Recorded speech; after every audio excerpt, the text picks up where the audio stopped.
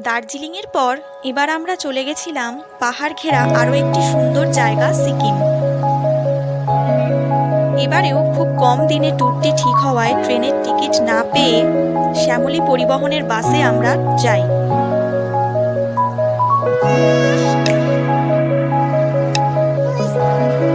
বাস শিলিগুড়ি পৌঁছাতে না পৌঁছাতেই দেখা মিলল পাহাড়ের।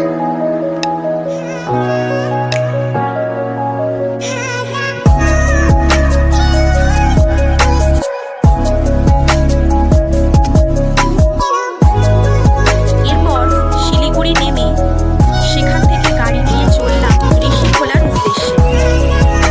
আমাদের এবারের গন্তব্য ছিল ইস্ট সিকিম।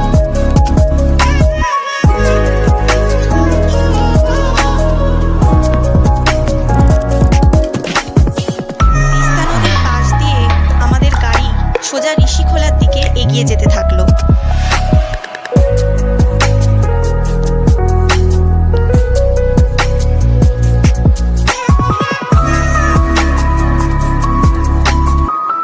পথে পড়ল শিবক কালী মন্দির, তিস্তা ব্রিজ। ঋষিখোলার হোমস্টেটি ছিল অসম্ভব সুন্দর।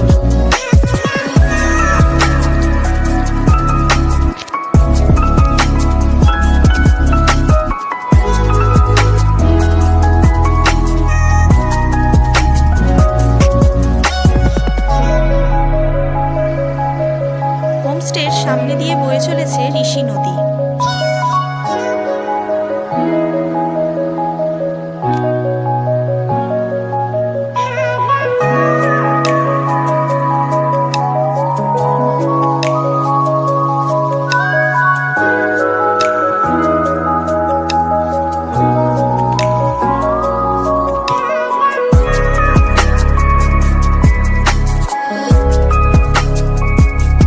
রাতে হোমস্টেটি দারুণ সুন্দর আলোয় সেজে উঠেছিল।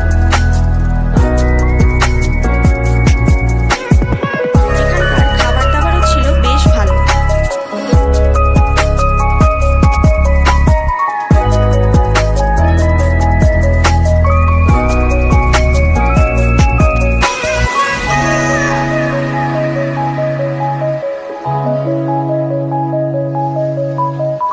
পরদিন সকাল হতেই আমরা বেরিয়ে পড়েছিলাম লিংথামের উদ্দেশ্যে। পথে দেখেছিলাম সিদ্ধিবিনায়ক মন্দির। গণেশের এই মন্দিরটি ছিল অপূর্ব সুন্দর। এখানে হনুমানজিরও একটি মন্দির আছে। এরপর আমরা চলে যাই মানকিন ভিউ পয়েন্ট। সেখান থেকে আরিতার লেকটি দেখতে দারুণ লাগে।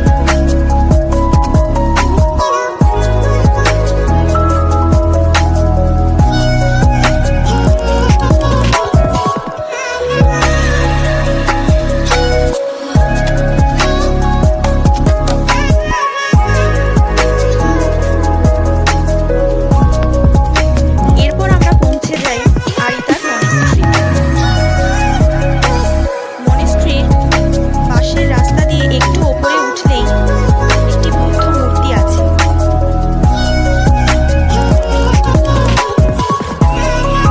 এখান থেকেও আরিতার লেকটি বেশ সুন্দর দেখায়।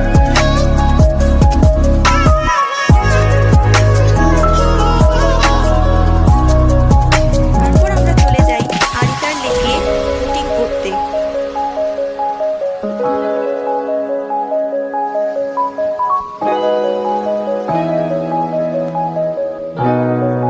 আরিতার লেক থেকে বেরিয়ে আমরা আমাদের সেদিনের গন্তব্য লিংথামের উদ্দেশ্যে রওনা দিই। এরপর কোথায় কোথায় গেলাম সেটা অবশ্যই জানাবো নেক্সট ভিডিওতে। তার আগে অবশ্যই চ্যানেলটিকে সাবস্ক্রাইব করে দিও।